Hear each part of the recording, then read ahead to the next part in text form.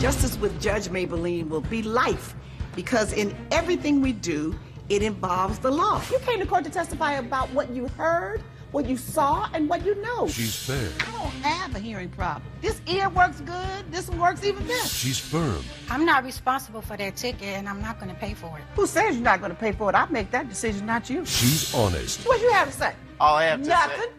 say. This is Justice with Judge Mablean. Josh Henderson is suing his former friend Chris Burke in the amount of $3,500. He says the defendant hit him with a dart in his home and needs to pay for his medical expenses. Court is now in session with the Honorable Judge Mablean presiding. All parties are sworn in, Your Honor. Thank you. You may be seated. The matter of Josh Henderson versus Chris Burke. And Mr. Henderson, you are suing Mr. Burke because you were injured by a dart while at his house and almost put your eye out. But thanks be to God, it didn't do it completely. So tell me what happened. Yes, Your Honor. Your Honor, I'm a freelance sports writer. And I've been Freelance? Freelance, yeah. Sports writer? Okay. Yeah. And I've been working for Mr. Brooks here for a little bit about 2 months now. Mm-hmm. And I came to his house because we wanted to talk about the website I was building for him. So we sat down, we spoke, and not up to 45 minutes, he wanted to go downstairs to go do whatnot. 45 minutes? Yeah. He wanted to go downstairs to? Do what I don't know. Okay. So he went downstairs in his house? Yeah. Okay. And then I continued writing because that showed me his lack of interest for what I was doing for him and made me feel I was just wasting my time. And after an hour, I decided to go look for him, because I felt I should leave. And I went downstairs through the path he went through and opened the door, and something hit me in the eye. And I fell to the ground, and I felt so much pain, and people gathered around and panicked, and they rushed me to the hospital. It just happened so fast. And I was at the hospital for about 2 months. About 2 months? 2 months, yeah. Wow. And when did you find out what had hit you in the eye? when did I find out? Yes. Right then. Oh, you knew what had hit you? No, I didn't know what hit me. Okay. I just felt something really sharp go into my eye. Right, and my question was, when did you find out what that sharp object was? So apparently, Mr. Burke here had installed a dartboard not too far away from the door. So when I walked in, the dart hit my eye, glazed and scratched my cornea. So someone was throwing the dart? Apparently, yeah, I guess so. And it caused it to bleed, and I had to wear a patch for 2 months. I had to go to rehabilitation centers. I had to not work for 2 months. Could not work for 2 months? Yeah, I could not write for 2 months. So is that how you got to $3,500? Yes, Your Honor. So what does that represent? The bills, medical bills, lost wages. Well, the medical bills should have been covered by Mr. Burke, were they not? No. And you didn't have medical insurance? No. So how much were the medical bills? $3,500. Do you have a copy of them? Yes, sir. All right, let me hear from you, Mr. Burke. Hi, Your Honor. Hi. My name is Chris Burke. I run a small sports website. I hired Mr. Henderson as a freelance writer for me. And his injury, which happened at my house, was a complete accident, which was caused in part by his own negligence. I'm glad you drew all the conclusions that were necessary for me to draw, but go on. Let me see if I draw the same conclusions after you tell me the story. He came over to help for some help, and I tried to help him as best I could. And then I didn't want to abandon my friends, so I So you had friends over? Yeah, I had friends over, correct. Okay. I went down to hang out with my friends that were in the den. Your den? Yes, they were downstairs. And what did you have going on in that den?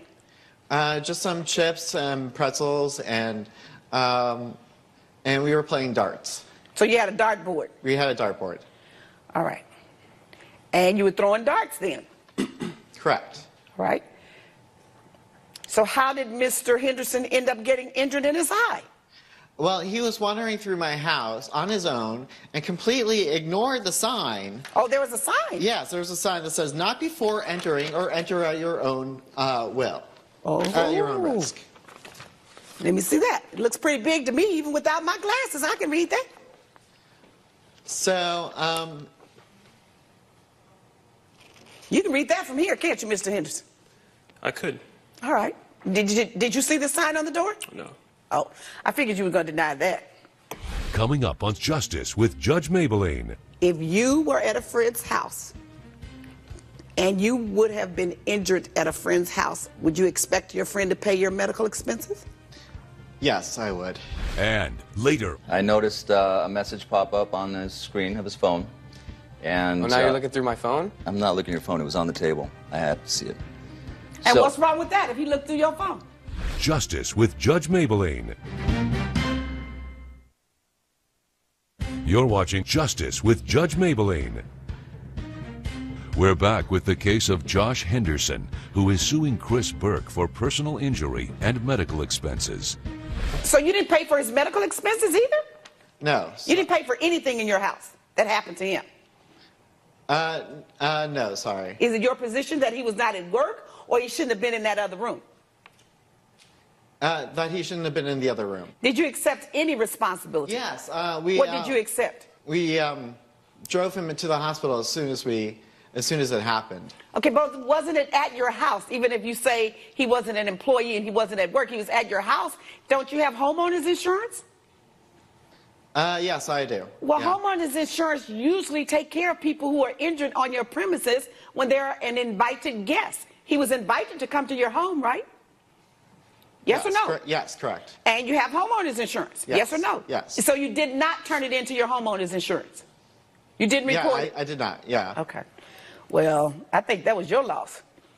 Put yourself in his shoes. If you were at your friend's home and were injured at your friend's home in the eye and almost blinded, almost lost an eye, would you expect your friend to pay at least your medical bills? Yes. So then why wouldn't you pay his? It was his own negligence. He didn't see the sign that I had posted on the board. Well, he said he didn't see it, but on I the don't know door. how he didn't see a sign this large if, in fact, it were truly posted. So you think it was his own negligence that caused his injury? Yes. I actually have two separate doors that lead into the den. The reason I had posted the sign was because we usually never use that door, which is because the dartboard is close to it. It's about 3 feet away from the door. So why wouldn't you have a lock on that door so people wouldn't open it when you're throwing darts? If you were at a friend's house and you would have been injured at a friend's house like Mr. Henderson was at your house, would you expect your friend to pay your medical expenses? Yes, I would. Okay. And the same is here. Now, I'm going to order you to do it, but you have an out. And here's the reason why I'm going to order you to do it. Even though he was not your employee, you're banking on workers' compensation law and him being injured on the job. But though he were an independent contractor, he was still at work for you at that particular moment. So he was still working for you. Independent contractor simply means you don't have to pay all the taxes on him and all of that, but it doesn't relieve you of liability if a person is working for you. But we're going under premises liability law, which says that if an invited guest, a person that you invite to your home, is injured at your home, then you have some liability and responsibility to at least pay medical expenses, the damages that they incur. So in this instance, I'm going to order you to pay the $3,500 out of your pocket unless you submit it to your insurance company, your homeowner's insurance company, and they pay. So, Mr. Henderson, I'm going to give him 2 weeks to get it submitted to your insurance company for payment. So you give him all of your bills. Yes, sir. And then if the insurance company says, we accept it and we'll pay, you don't have to pay it out of your pocket. But if the insurance company has not paid within 90 days, then you're to pay the $3,500. Understand? All right, that's the order of the court. Judgment for the plaintiff. Judge Mablean has ruled in favor of the plaintiff. The defendant is ordered to pay $3,500. I'm so glad this is over and done with. My expenses will be taken care of. I'm sorry about your injuries. Coming up. I noticed a message pop up on the screen of his phone. And Well, now you're looking through my phone? I'm not looking at your phone. It was on the table. I had to see it. And So- what's wrong with that if he looked through your phone? Justice with Judge Mablean. You're watching Justice with Judge Mablean. Jared Lash is suing his son, Corey Lash, in the amount of $500. He claims the defendant wrecked his classic car while drag racing and owes him for the insurance premium. Corey claims it was an accident and he shouldn't be taken to court over it. This is the matter of Jared Lash versus Corey Lash. I understand it's father suing son for $500 due to a wrecked car. That's correct, Your Honor. And the lady standing next to you is your witness and your wife? My ex-wife, Your Honor. Your ex-wife. All right, Miss Yvette Swanson. All right, so in the meanwhile, let me ask you to take a seat. Okay. Now, Mr. Lash, tell me what's going on. Mr. Jared Lash. Yes, Your Honor. Well, it seems that my son Corey is having a little bit of trouble trying to let go of some mistakes I made in the past. When Corey Mistakes you made? Yeah. Oh, okay. When Corey was growing up, I could not be around a lot for his childhood because of the nature of my job. What was that? I'm an airman in the United States Air Force.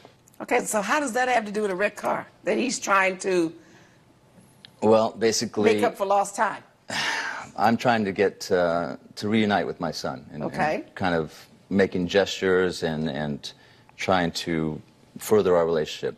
The matter of the car comes into play because he borrowed the car, which is a classic car. It's a 1968 Ford Mustang. That's all he cares about. It's not all I care about. It's a very important car to our family. It was handed down to me by my father, and I spent a lot of time working on it with my father, my grandfather. He managed to wreck the car.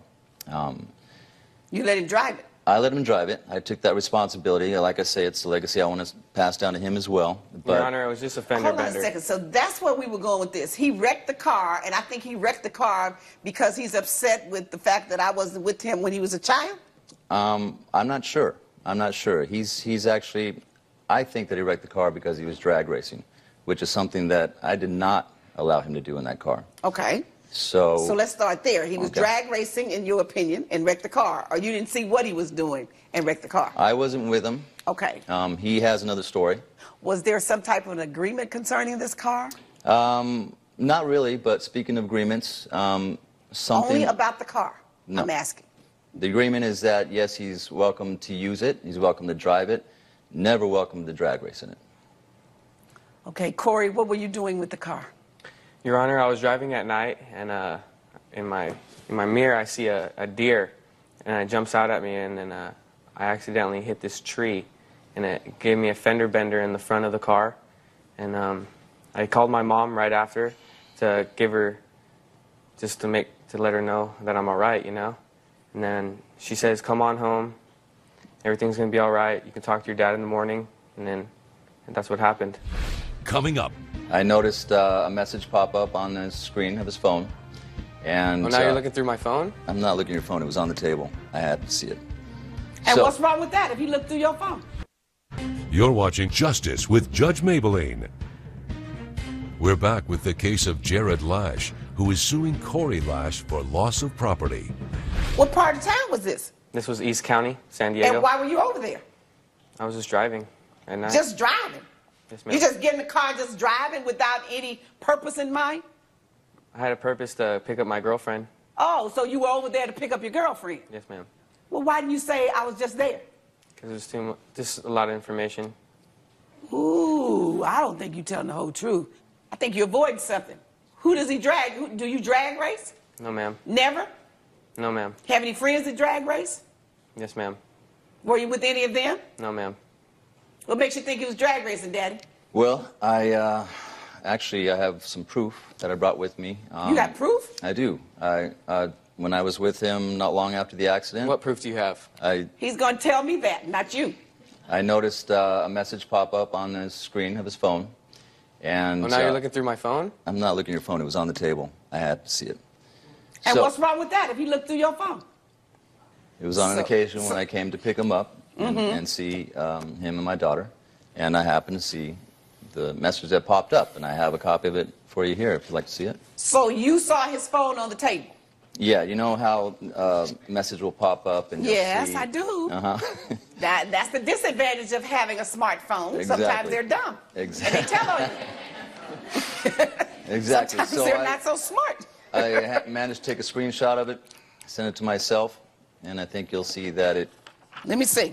What a crazy night. I see why they call you Nitro. Straight thrills and spills. I swear you a true dragster, right? Though I hope your dad doesn't reek you as bad as you reeked that car. I guess they're trying to say wrecked, but it's not spelled properly. What's HMU tomorrow? Holler at me. Hit me up. Oh, thank you. Hit me up tomorrow. I know a guy that can give you a solid deal on a used bumper if you need to plug. I know what this one means. LMK, let me know. Peace. Show him that. He doesn't recall that message on his cell phone, I know. You recall receiving a message like that on your cell phone? No, ma'am. I've never seen this before. And No, you haven't seen that piece of paper before. But do you recall seeing a message like that on your cell phone? No, ma'am. A text? No, ma'am. Okay, Mom, So- come up. Come here. Let me ask Mama. Miss Swanson, he lives at your home, Yes, right? he does. Your ex-husband came by to see him and you. And was your son's phone on the table? I was actually not in the room at the point that this happened. My ex-husband and I don't spend a lot of time together. 'Cause Did he I'm mention it to you? married. He did not mention to me the text message, so this is a surprise to me. But We're here. you know about your son drag racing? I do not know about him drag racing. I know that we've dealt with a lot of issues with Corey in the past couple of years when we went through divorce, when I remarried. It's been hard on him. He's struggled through school, even though he's a very intelligent young man. He struggled through school and he's kind of rebelling against authority in a lot of ways. Why you say he's rebelling against authority? His grades dropped. He's gotten in trouble lots at school, smarting off to teachers and, different adults. Judge Mablean's verdict when Justice with Judge Mablean returns. You're watching Justice with Judge Mablean.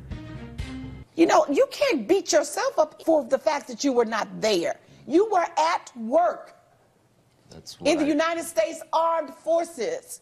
It's not like you were out in the streets ignoring him and running around just, acting crazy. You don't have to try to make up. You can't make up. Yeah. And you cannot excuse his behavior. You have to require him to be an adult. That's what I'm trying to do. With Well, my you got to son. move forward, and you move forward with tough love. And tough love is, look here, little boy. You wrecked my car. You're going to pay me. All right? The deductible is $500. I'm going to pay half of it. You're going to pay the other half. Move forward with him. You don't need to bring him to me. You be the daddy. Pay $500. Judge Mablean has ruled in favor of the plaintiff. The defendant is ordered to pay $500. Son, I hope you learned a lesson here. I just want you to be responsible. Here's a lesson for you, Dad. Time is something you can't take back.